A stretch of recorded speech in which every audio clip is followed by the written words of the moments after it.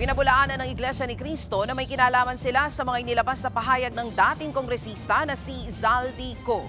Live mula sa Maynila, nasa frontline ng balitang yan si Mon Gualvez.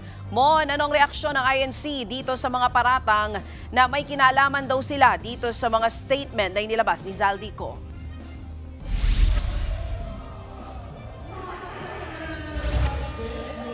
Zarina, nilinaw ng Iglesia ni Cristo na wala silang kinalaman sa mga inilalabas na pahayag ni dating ako Bicol Party List Representative Zaldico. Yan ang paglilinaw ni Ka Edwil Zabala, ang spokesperson ng Iglesia ni Cristo na hindi konektado o walang kaugnayan ng Iglesia patungkol sa mga video statement ng dating mambabatas. Wala rin daw koneksyon ang timing ng pagsiwalat ni Ko sa 3 araw na peace rally ng religious group. Taliwas ito sa unang puna ni mamamayang Liberal Party List Representative Leila de Lima. Kasunod ito, pinaliwanag din ni Zabala kung bakit 3 araw ginawa ang kanilang rally. Para raw kasi ito sa mga kamiyembro nila na manggagaling pa sa malalayong lugar. Nauna nang sinabi ng Iglesia ni Cristo, bukas naman daw sa lahat ang peace rally, miyembro man nila o hindi.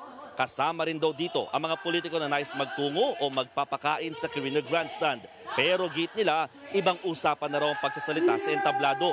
Ayaw kasi nilang maiba ang pakay nito sa pinakapanawagan ng INC na magkaroon ng transparency, accountability, justice at peace kaugnay sa mga nasisiwalat na korupsyon sa bansa.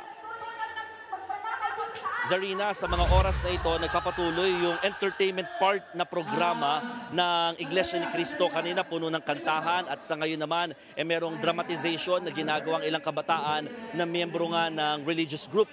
At mamayang alas 4 ng hapon, inaasa magsasalita sa pinaka-formal na part ng programa ang ilang mga ministro ng INC para nga daw at least pangunahan itong gagawin nga nilang pagsasalita tungkol sa kanilang paglaban kontra katiwalian na nangyayari dito sa bansa. Zarina. Yes, Mon, meron pa ba tayo mga asahan na malalaking personalidad na aakyat na entablado ngayon dyan sa Maynila? Kahapon nandiyan na si Senator Rodante Marcoleta.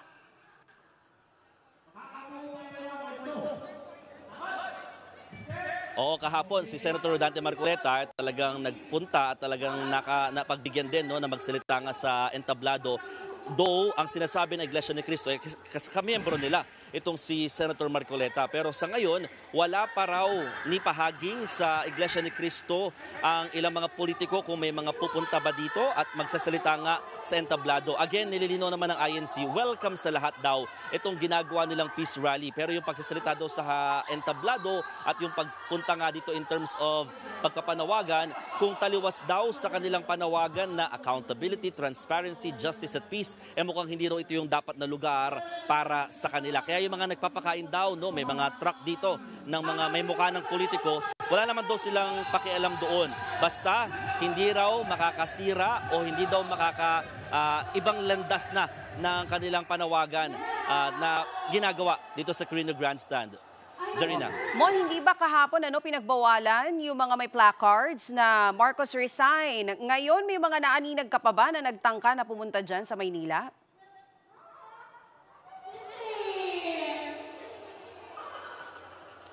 So far wala na, wala tayong mga nakita, na mga ganong klaseng mga placards. Mostly lahat ng placards in general yung kanilang panawagan kontra katiwalian, yung pagka-accountability nga ng mga sangkot na opisyal dito sa mga nasisiwalat na mga maanumalyang flood control projects. Puro doon umiikot habang patuloy na dumadami rin yung mga kamiyembro o mga tao dito nga sa Quirino Grandstand para nga sa pangalawang araw ng kanilang peace rally.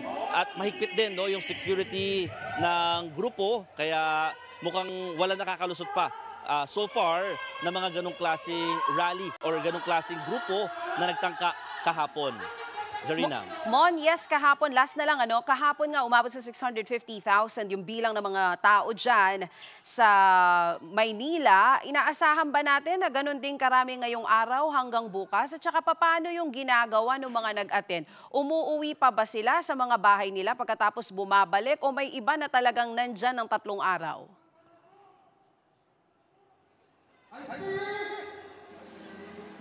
Oo. Ayan, actually, ang hindi direktang sinabi ng INC yung number, talaga ang nagbibilang doon talaga nito, Manila LGU, mga police.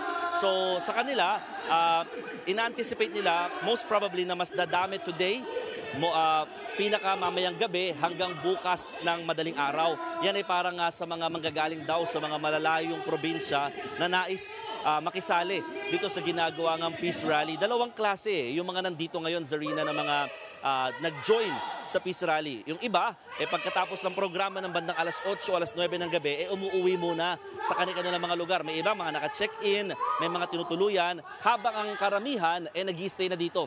May mga naka-set up ng mga tent o kubol at mga nakalatag na trapal. Talagang 3 days of sacrifice daw ang kanilang ginagawa, no? Na walang-wala pa kung tutuusin daw sa nararanasang kahirapan, mga baha ng ating mga kababayan dahil nga sa nasisiwalat din na katiwalian o korupsyon dito sa bansa. So ngayon medyo kahit maaraw, bumubuhos ng mahina yung ulan. Kaya talaga makikita mo sa likod ko, halos lahat nakapayong na dito sa Quirino Grandstand para lang talaga at least hindi sila mawala dito sa area at makapagpatuloy pa rin yung kanilang programa.